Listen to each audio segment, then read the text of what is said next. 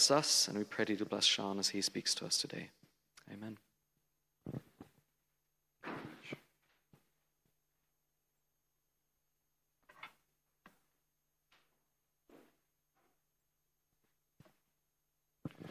Good evening, everybody. How are you all doing tonight? Good to be in the presence of the Lord, isn't it? That we can praise God in the freedom of His love, and that love is already winning. And my question to you is, will you join it? It's such a privilege as believers to be able to love and to love deeply. So there was a man who walked with the light. He walked with the light, but he had a lot of retaliation. He had, in a sense, a fieriness in him. He was known as the son of thunder. That's what Jesus called him. And he walked with Jesus, and they went to a Samaritan village, and Jesus shared his message there. And this man said, "These guys have rejected you. Let's call down fire and just consume them." This was the type of man, just burn it down. This man was not pastoral at all. In fact, he followed Jesus, but he carried a fair amount of darkness within him. And he had an ambition, he had rivalry, he had a lot of aggression, but he was the one that was very close to the light. Still, shadows lingered within his life. Now, interesting, this light didn't cast this man away. In fact, this light entered him. And the storm still raged, but it began to quieten within this man. And this thunderous old man grew older, and this man's name was John, the one who wrote this epistle that we are busy looking through at the moment. And he was the one who grew old to say, learn to love one another, love one another, love one another. But you know, many of us, we walk with the same type of tensions. We walk with tensions whereby we have corners of our hearts that still linger around in darkness. We still hold grudges in many ways. And from time to time, there's those moments where pride surges within us and we feel, hey, I've got this together. Check me out. Look what I'm accomplishing here. Pride comes about. And then what we find is that our love starts running cold. But John's story whispers hope, where no darkness inside us is beyond the light being Jesus. And like John, Christians can walk inconsistently. That's what we do. We get up in the morning. Sometimes we have good days. Sometimes we have bad days. It's life. But many times we speak of the light and we call ourselves believers, yet we stumble in darkness. We call him Lord while there's aspects of our lives that seem to contain hatred. And John's readers in the scripture also felt that type of pressure, because just like us, the people, and we've seen this in previous sermons already, the people in that church, in the church that John is speaking to, they were faced with a pagan world. They were faced with Jewish opposition. They were under pressure. And in many ways, what we are living in today are times where we are under tremendous amounts of pressure as believers. But the question is, will we grow together or will we fracture? Will we as a church grow together, or will we allow things like hatred, pride, bearing grudges against each other fracture us? John saw sharp disagreement in these days. For example, we know that as he would have seen between Paul and Barnabas, there was a huge split between the two of them. They allowed things to get in the way. The Apostle Paul, there was a sharp disagreement. John watched factions like in Corinth. You would have seen in the church of Corinth factions that were happening. And this is our reality, that the enemy, he doesn't always roar. The enemy doesn't come in and go, wow, I'm going to get you. He whispers in the quiet, dark spaces of our lives, in those shadows. And John writes, again, as we've seen, not to the world. When John writes in the epistle that we see in 1 John, he's writing to the church. And he's basically showing up a mirror to us. And he's saying to us, look and see that this isn't containing shame toward you. John isn't showing a mirror towards our life to shame us. We saw that already. But he is saying that before we can experience healing and before we can experience love, we need to name the darkness that is still within our lives. So we discover, as we read, that a new command, both old and new, in fact, is shown in John. Let's turn to 1 John chapter 2, verse 7. And John begins by saying, beloved. And he begins gently. Like a shepherd gathering his sheep.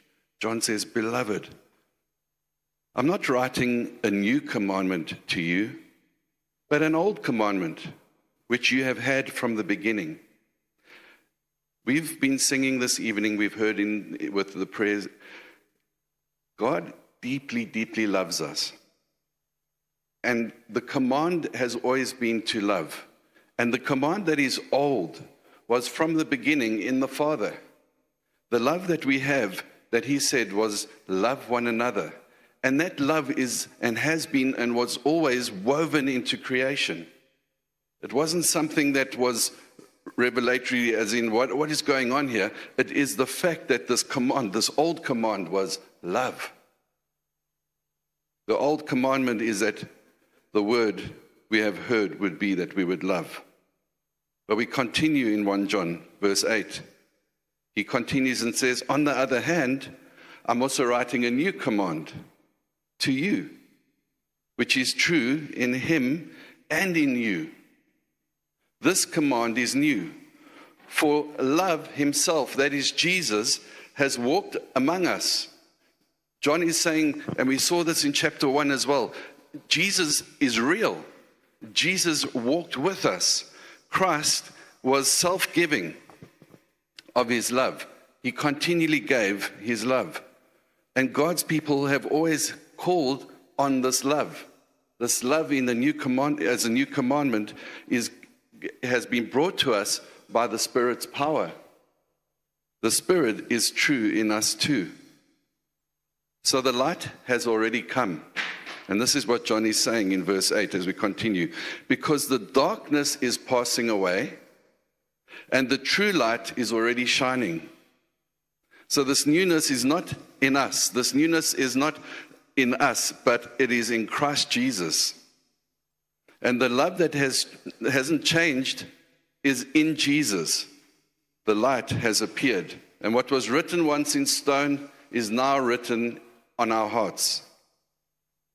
And this is very much the key movement of the gospel that is happening here. Love is what is in us. Love is what is a new commandment. It is what was an old commandment. It is what it is. It is the fullness and the full expression of how we are to live.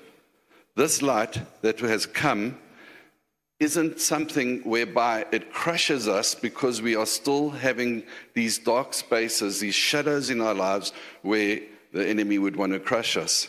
Christ did not crush enemies. He laid down his life. We know that. He came to this world to identify with your and my pain. He came to the world so he could identify with our suffering. And in so doing, he laid down his life to take upon himself our sins. And he embodied the fullness of love as a command. And here's the beautiful thing.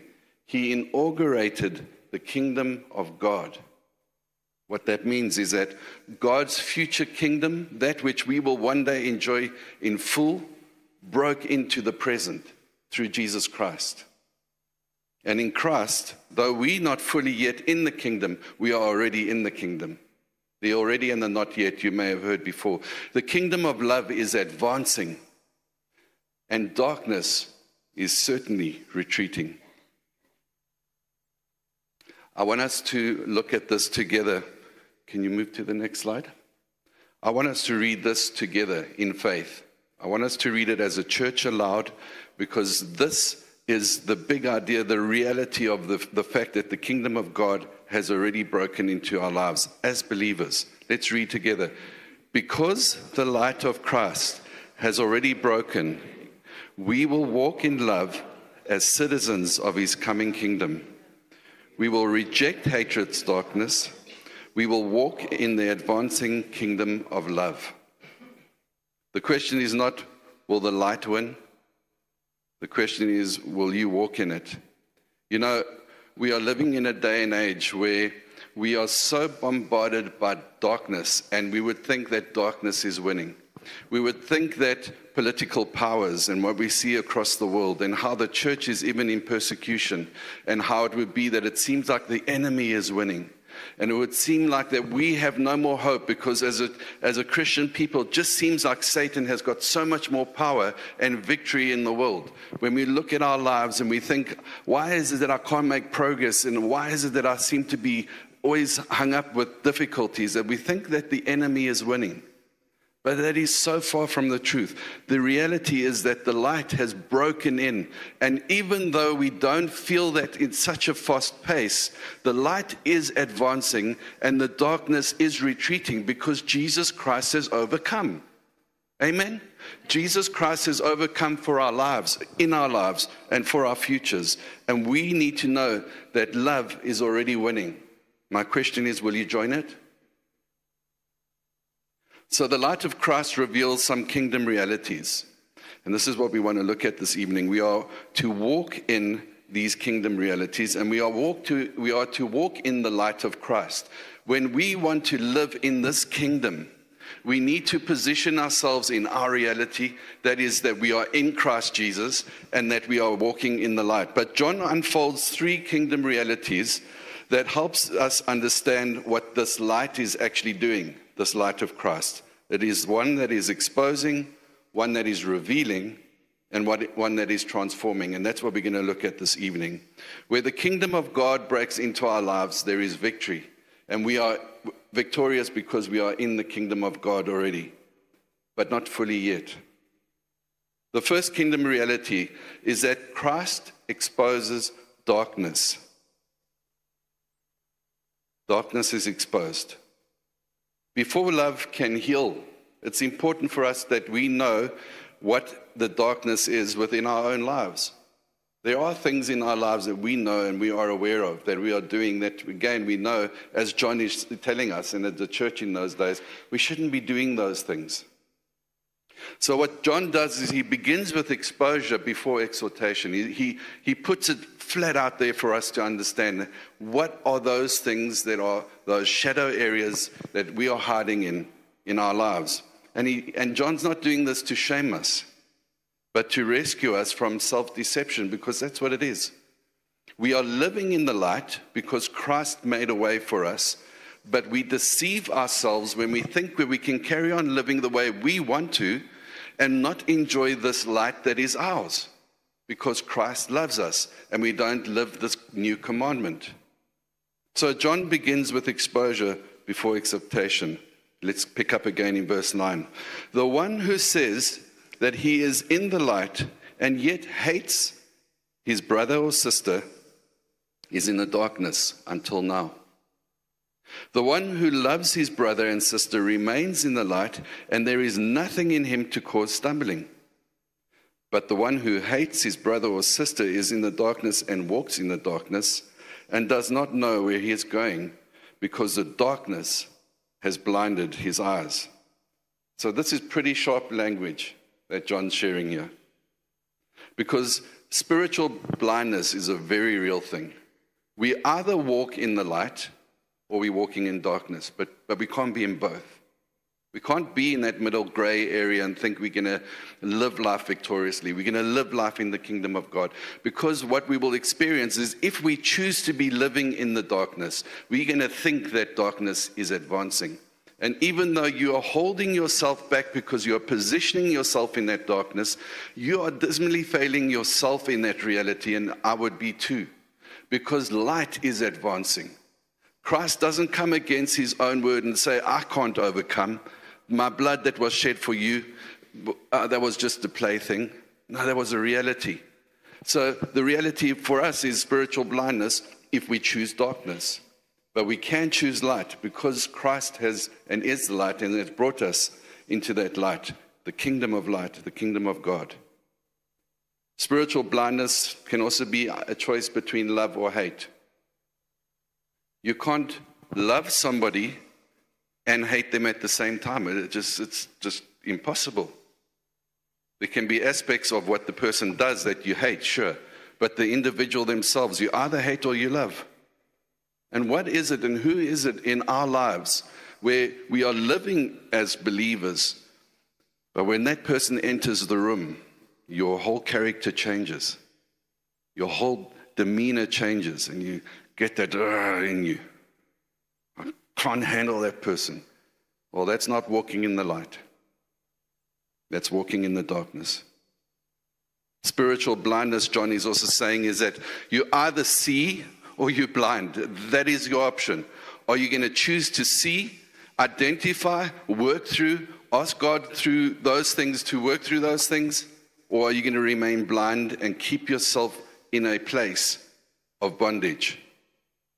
Because we can say, I'm walking with God, but we can relationally be walking in the shadows. And this is what we're seeing in the scripture, and this is what John is saying. John is speaking out about real churches. He's speaking to us. He's not speaking to the world. He's speaking to us as believers, real people. Just like Paul and Barnabas, they had a moment between each other. Just like the church in Corinth.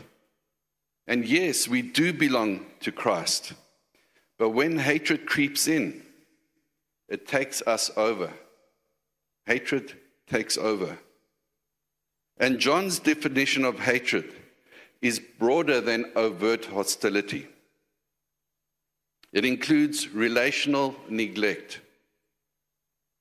What are your relationships like with those around you? In your family, let's start there. What is it like in your workplace? What is it like toward yourself? Do you neglect yourself? Do you hate yourself? Do you let bitterness fester within you? Are there things that trigger within your life where bitterness just takes over?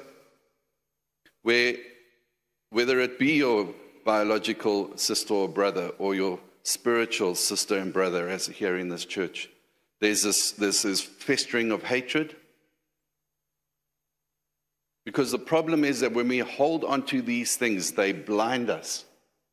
And when we are blinded, we cannot move forward in a good way. You know, when you walk down your passage at night, it's probably one good area of your home that you know very well. And you've gone to the kitchen and you're heading back to your bedroom and the lights are off. And what I've noticed here compared to our country in South Africa, we don't have all these fancy blinds that go down and darken the whole place, totally black. So it's really dark in a Swiss home. So you're walking down the passage and you know exactly where everything is, you know your passage. But you forgot that day that you put a box in the passage. And as you're walking along, you hit against this box and you get such a jolt, you get such a fright, and you wonder, oh my goodness, I know it so well, but look at what darkness has done. Walking in a house of darkness without the light can make you stumble. And it can knock us and make us lose direction. John is saying this type of thing to us. And John says, let us start with exposing the darkness, because before love can be practiced, darkness must be exposed. And he also says that someone who harbors hatred is functionally basically living outside the kingdom of God. And church, I want to encourage you on the kingdom of God. Living in the kingdom of God means that we are living in God's presence already. God's presence has broken into our lives. We are not living lives of normal people journeying through this place. We are walking through this life with the power of the living God in us, because we are a part of this kingdom of God. But when we carry hatred and darkness, we are functionally living outside of that kingdom. And then we wonder why it is that we just can't move forward. Why can't we have this breakthrough? Why can't we have this revival? Revival won't come when we're carrying hatred within our heart. We need to live within the fullness of and reality of God's kingdom. And John speaks sharply because he wants the lights turned on in our lives. The second kingdom reality to walk in as believers is that Christ also reveals love. And this is the moment of revelation. Love is not just a commandment. Love is an actual person. Love is Jesus. And love in Jesus is what causes us to already be winning. Will you join it? Will you join that love? Because in Jesus, divine love is completely unveiled. We know that the veil was torn. We know that this love in Jesus is unveiled over our lives. We are in a space where we are no longer held back by anything else but ourselves when we choose to walk in disobedience to Him. Jesus embodies love. And He says that embodiment of love is yours. It's mine. And we know that it's made tangible. We know from the earlier scriptures in 1 John that Jesus was real. God's future has entered the present through Jesus Christ. Through Him, the kingdom of God has broken into our lives. And we saw this in verse 7 and 8, the old commandment. Yes, in the old commandment we messed up, we see that. We look at Cain and Abel, we know what happened in that scenario. This old commandment, even though there was this love, people failed. And even within the new commandment, we still tend to mess up. But this love that is now existing in Christ Jesus, it's eschatological, big word. That means God's future has broken into the present. God's future has broken into our present through Jesus. So Christ did not restate the love commandment. He completely embodies love. And the kingdom of love breaks into our history. And the kingdom of love breaks into your and my life. And the kingdom of love and the expression of this love becomes our fullness to be able to look at life, gauge life, not be overcome by the darkness because it is retreating and the light is advancing. This is the kingdom of God. This is in Jesus Christ. Christ's love is revealed in human form. We see this in Scripture. The way the kingdom of love has broken in to our lives. We saw in Scripture, He touched the leper and he was healed. He fed many crowds. He also wept at the tomb and He forgave his killers. And He was showing us what God's love looks like in the flesh, in its incarnation. This is the love of God. And John says this love that is true in Jesus is true in you and me. The power of God's love that was revealed in Jesus to humanity is our love in our form today. And why? Because the Spirit has written it within you and within me. The future kingdom has broken into our present, and this is not a new type of ethic, but it's certainly a new power. And we're not to try harder to love. The commandment to love is backed by a resurrection light, and it's us participating in God's future kingdom now, and it has, although we know that it has not fully been realized yet. Love is already winning. It is advancing. Will you join it? The third kingdom reality that we are to walk in as well, and what John is revealing, is that Christ embodies light. So what does this participation actually mean for you and me? If we are to embody this light, if Christ embodies light, what must we actually do? And if we have been brought into this light, we have to do a few simple things. You know what it is? How simple it is? We just need to remain in that light. When we are in a space where darkness seems to be overwhelming, where panic seems to be setting in, where we feel that our life force, our breath is being taken away by fear, we are to remain in the light. This is a daily call, that we abide in Christ. When we give space to the enemy, we give space for things that we don't want to have happen to us happen. But when we walk in the light, the enemy has to flee. We need to abide in Christ. Let his love govern your life and make the unseen visible. Through what? Through the simple act of obedience. You know, we make our faith complicated. But when we're obedient, just as a child is to his parent or her parent, we know that it is well. But when we go against the better judgment of the parent and we are disobedient, there are consequences for these things. And in the same way, we are in this kingdom of light. We are in the kingdom of God. We are living in this power and this presence of God's reality. But when we become disobedient by holding on to spaces and shadows of darkness and living in dark spaces, we are in a place of disobedience. And God cannot bless disobedience, but he can certainly bless those who are obedient. So John moves from revelation to embodiment. In verse 10, the one who loves his brother and sister remains in the light, and there is nothing in him to cause stumbling. And to remain, we are to remain and we are to abide in the light. And that is to stay where Christ has placed you. And to live inside what is already shining. And how do we do that? We do that through the regeneration work of the Spirit.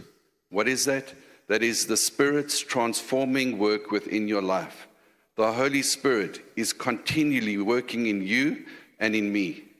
Because of Jesus' light, we saw in the first part of 1 John chapter 1 that there's this triune relationship that's also happening. And in this love of the Father and the Son, there is the Holy Spirit.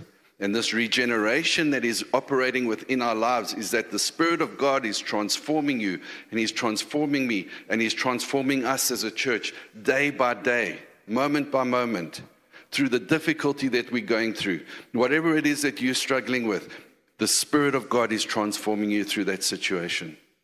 And as we walk in the light, the darkness has to go, it has to flee.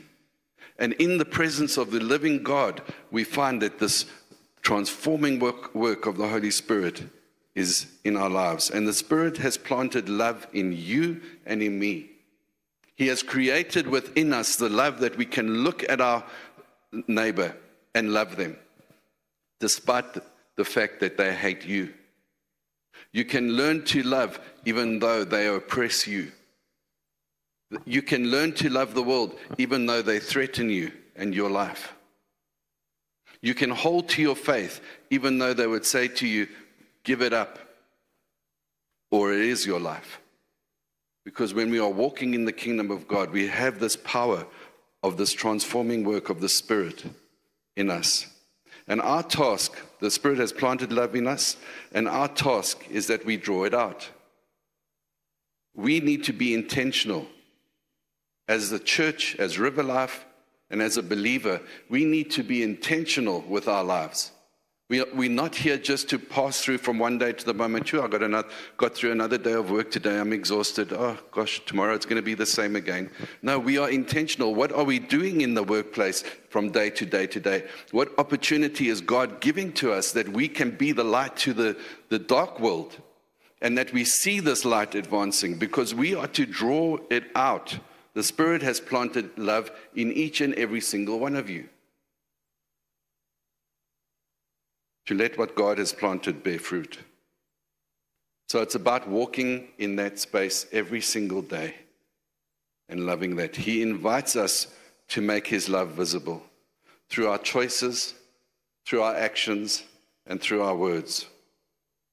It reminds me of a story of Corrie ten Boom that she mentioned, that the one day she was giving a talk in Munich, and she was in a concentration camp with her sister. I think her sister's name was Betsy. And she was talking about forgiveness, and that the fact that when you ask God forgiveness, He takes it and throws it in the deepest part of the ocean. As far as the east is from the west, He remembers it no more. And so the meeting went on, and she concluded, and there was a man there that came up to her, and as this man approached her, she realized who this man was.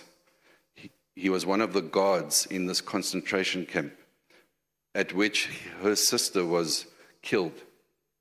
And he came up to her and said, "It is so beautiful to know that I can be forgiven." And he reached out to shake her hand, and at that moment she tensed up, and she said, how can I even shake this man's hand? She'd just been speaking about forgiveness, but how can I do this? And she prayed silently, "Jesus, I cannot forgive him. Give me your forgiveness." And later she testifies that she had never felt the presence of God's love so intensely as in that moment. You know, we tend to hold these grudges against people because of what they've done to us. But when we learn to forgive them, when we learn to love our neighbors, when we learn to love our brother and sister, there is a radical change that comes about. The kingdom of God is advancing even right now through love, through forgiveness, through reconciliation, and through every refusal to let bitterness rule. And these are not small. These are certainly not small gestures. They are signs that the future has invaded our present. The kingdom of God has broken into our present. I'd ask that the worship team come forward, please. Again, this evening, there's going to be a QR code that comes up. You can pull out your phones again and you can scan that. There are a set of questions that I've put there together for you that you can work through. When we want breakthrough within our lives, the breakthroughs that we take are always within our position of where we already are. We are in the kingdom of God. We are in His light. But we've got to work through things as well. As we work through these things, we are doing it from the position of His light, not the position of your failure, not the position of your weakness, not the position of, oh, I'll never get out of this space again. Yes, we have to work hard at things. We've got to work through things, but not from the position of darkness. We do it from the position of His love, because He has already overcome. He always shows the darkness by exposing it. He always reveals His love to us. He always embodies light. And God's kingdom of light has broken into your present. I want to encourage you, whatever the concerns of your heart are, do it from the position, work through it from the position of identifying that darkness, asking God to forgive you, you forgiving your sister and your brother, us as a church moving forward. Remember, we are saying that love welcomes. What is this whole series about? It's about preparing our hearts to be able to welcome people into our church, to love people intentionally, to love people honestly, to love people through their darkness, to love people that are hurting, to love people that are damaged into a space of healing, because we live in the kingdom of light. Let's pray.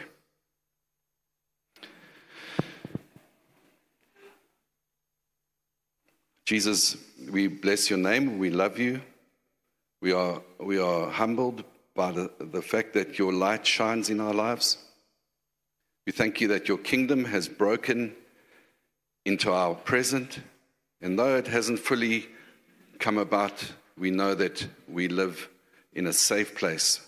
We know that your light is advancing. Jesus, may it be tonight that we rest our lives in your presence. Those sisters and brothers where hatred seems to be at the forefront of our mind, that we can release them in forgiveness, and that we can be set free from those bondages. That the quiet, silent enemy who tries to devour us will be nullified, made void, because of the blood of Christ that is victorious, that has washed over our sins, that has washed over our wounds, that is like oil to our wounds, and through the power of the Holy Spirit, oil to our healing that we need. Spirit of God, we deeply love you for the way that you have come to wash over us, empower us, and transform us. Holy Spirit, it's, as Mary prayed as well tonight, we ask that there will be a revival that comes over River Life. And not only us, Lord, but our surrounding church as well, the FAG, the French church, the churches in this area. May it be more than just River Life, that your Spirit's revival will come upon Bern, that walks in darkness in many ways. But Jesus, we proclaim as a church, as John spoke to the church, we as a church proclaim over Bern that your light shine, because we as your people are living in the light, and we are loving, and we will walk with you in this love, and we will show love, even if it means costing our lives, but we will love intentionally. And Holy Spirit, in agreement with what Mary prayed, and in agreement with many people's hearts here tonight, let your revival come. Let it come, Holy Spirit. Wash over our lives, wash over this church, wash over our futures. We thank you for what you've done in the past, and we bless you for what you will do in our future. And bolden us up, Lord. Make us bold, make us courageous. Let us live in the Spirit's power. Spirit of God, work in our hearts. Transform us. We thank you for this regeneration, the regenerating power of the Holy Spirit, that on a daily basis you are working deep within our lives. And to those who are broken, those who are in difficult spaces, to those who can't let go of the pain, Jesus, by your Spirit, touch their hearts even right now. Bless, Lord, the pain by removing it. Bless the darkness by removing it and bringing in your light. Let no one feel shame. But Lord, when the conviction comes, let us act on it so that we can experience the deepness of your love. You are love. We live in your love. And we bless you because we live in your kingdom. Amen.